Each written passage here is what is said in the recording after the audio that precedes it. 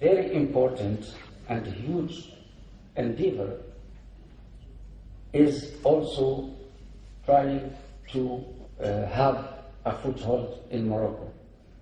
I want to say to all these people here that the embassy is fully supporting any step which be done in this direction. And also I want to congratulate all the stakeholders in this, I will not call it commercial, in this humanitarian endeavor for the recognition and the awards they have taken all over the world. Once again, thank you, Chairman, thank you, Madam, and I am happy also because she just told me that she liked my country. Thank you. Thank you, sir. Now, the House is open for the interactive session for 15 minutes. Friends, please feel free to ask your respective questions to the speakers. The beauty of this solitary success story that is being presented here today is that the grandmother, I stress the word grandmother, is from Bihar, and she was taking so much pain for a daughter which is certainly an endangered species in India these days. She also underlines the fact that how important written words on newspapers are. She looked at newspapers only to find out the cure. She was desperate enough. So there was a lot of scope for her being duped. Sir, I had a lot of doubts about this cold blood banking. And I used to think that someday it will turn out to be a great bank scam, some kind of bank scam. But now that Dr. Naresh Trehan, the ultimate seal of approval and endorsement in medicine is there, that issue is settled. But why this single solitary success story? David. I'll take your question, sir. This is not a single solitary success story. Cryobanks has already treated more than 5 patients with stem cells. The only reason we've not bought all the 5 is we have a medical process wherein we accept and we would like to let people know about the success post 1 year of successful transplant. Because we want to have the child disease-free for at least 1 year completely after the treatment is over before announcing this out to public. Secondly, as your question was right in saying why so less. It is so less because, number one, the awareness of cord blood is minimal as of now. I would say less than 1% of the Indian population even knows about cord blood banking. Many of us, when we have our children, come to know about it afterwards, that cord blood banking was very vital. And I actually would take this opportunity to request each one of you to carry this message that when we have a child or when we are planning to have a child, we do spend a lot of money on social activities. Spending 3,400 rupees per month is not asking for too much. As a small but a very, very valuable gift for your child. If you do so, you will have many more successes, many more lives would be saved, and probably we would see a lot many patients who are suffering today because of blood transfusions and various other methods for treating these patients, probably never ever having to go through that process. So you have your laboratory in Chennai? We have a laboratory in Gurgaon. No, I visited a Chennai laboratory Yes. for cord blood banking. Exactly. You don't have anything to do with that. We have got nothing to do that. We are And based out of then Gurgaon. when I came back, I asked this question to previous ex-health minister, Ramados. I was told that he had a stake in that cord blood banking. He told me it is not worth it.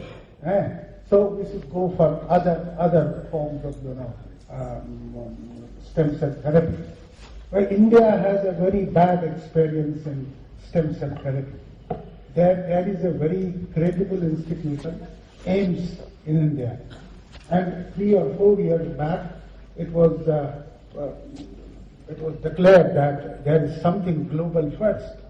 But it didn't happen. Even today, we don't know there is a credible stem cell therapy in India. So I would like to be answered by that. The doubts that you are expressing about stem cells are to a large degree very pertinent. There are 2 stages of stem cell. One is the promise of stem cell and the other is the real application of stem cell. What you are seeing today is the real application. And if Dr. Narikar told you about 5 done from the cryobank successfully so far, it proves one single fact, that preserved cord blood cells can be reactivated and used, which is one big step forward. So this was one of the biggest doubts we had, that when it comes to application, how valuable will it be? So that doubt you can banish from your mind now.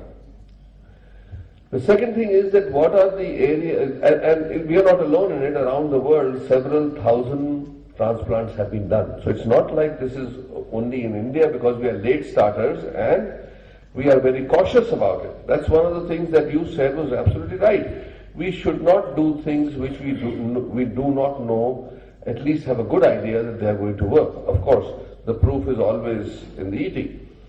So I think that this, like I said, it was said by several speakers, this is a landmark event to bring to the public's attention that their confidence in preserving their children, grandchildren's stem cells can be a major contribution to their children's future, rather than spending on gold bangles which have become too expensive anyway. It is better to give them the gift of stem cells, I think, because you are seeing more and more examples of how it has been successful.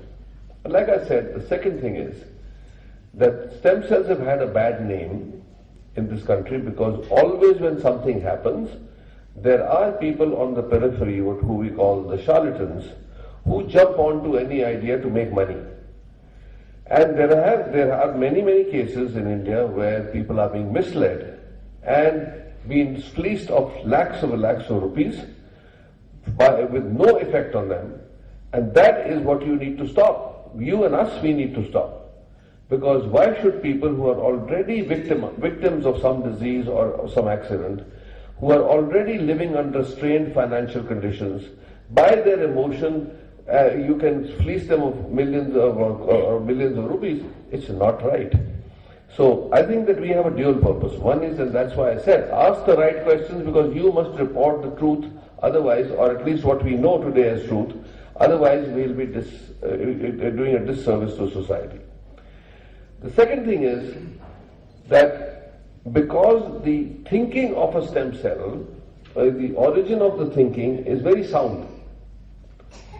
The sound, because we know that it has a function in the body already. We know that the entire repair mechanism of the body is dependent on the renewal of cells is stem cells. So we know that.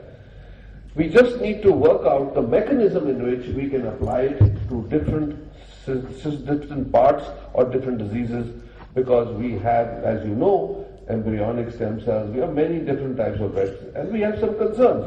The concerns are that if you take embryonic cells and you inject in somebody and they do not stop multiplying, then you will have a problem. So, but slowly, all these doubts are being worked out by sound scientific research. So if you look at India's role in the world for stem cell research and development for our own country and countries around us, that we need to make laws which are responsible, but at the same time they should not strangle the growth of legitimate research. As you know, that because of some personal belief, President Bush had banned embryonic stem cell research. The first act which Obama did was to free it in the United States because there was enough evidence scientifically that it was a wrong move President Bush had made because it was more religious than actually scientific. So I think we are at a crossroads in India, and that's why I said your question is very pertinent, that I think we have enough evidence now, and we have documented, I myself have presented a paper on cardiac stem cells and the improvement in patients in heart failure who would have no choice otherwise by improving their heart function by 30%. And this was accepted at the International Society of Minimal Invasive Surgery. That's when I presented the paper. So I think we can take a lot of courage from today's event. You have a beautiful child here look at the family bonding from the grandmother to the younger brother. He has contributed in the saving the life. The grandmother is a story which can be told 100 times over, and that just shows how much grit she had. And the parents, I'm sure, are so relieved and proud that